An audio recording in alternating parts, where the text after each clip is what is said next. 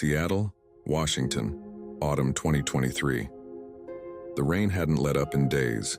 It spilled from the sky like a confession, washing over Pike Place Market, glistening off the damp bricks of Post Alley and the steel skin of the Space Needle. On the corner of First and Stewart, beneath the awning of a dimly lit cafe, Ava Sinclair waited. Her leather coat was soaked at the shoulders and her hands trembled, not from the cold but from what she had in her purse. Inside was a letter, a torn, tear-stained letter with ink smudged by grief. She had written it the night she buried her husband, Marcus. A year ago, they were the couple everyone envied. Marcus, an up-and-coming architect with eyes like obsidian and a laugh that could melt concrete. Ava, a freelance photographer with a gift for capturing the world in painful, beautiful truth. Together they were soulmates, the kind of love that made others believe in fate.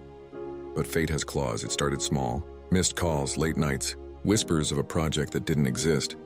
Until one day, Ava followed Marcus to a glass building off South Lake Union, camera slung around her shoulder like any other assignment. What she saw through the lens changed everything. Marcus, in the arms of her best friend, Elise. The same Elise who'd held Ava while she cried after miscarrying the year before. The same Elise who said Marcus was the only man she'd ever trust. She didn't confront him that day. She waited, watching the two of them from shadows and doorways, documenting each betrayal in pixel-perfect clarity.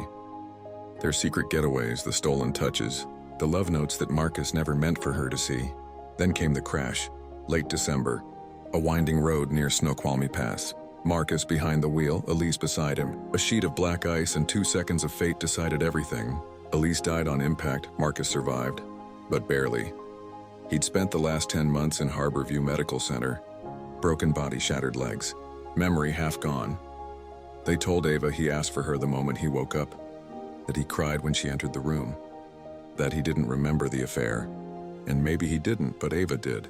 She had every photo, every message, every betrayal burned into her memory like scars. She cared for him because she loved him once. Fed him, bathed him, read to him, all while smiling.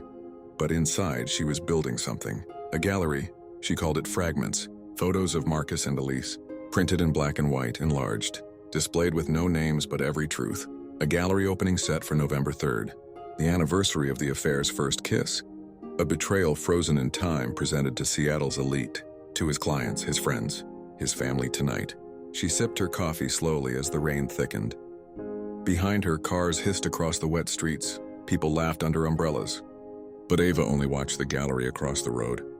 Inside, people stood in silence, staring at the images, at the story of a man they thought they knew.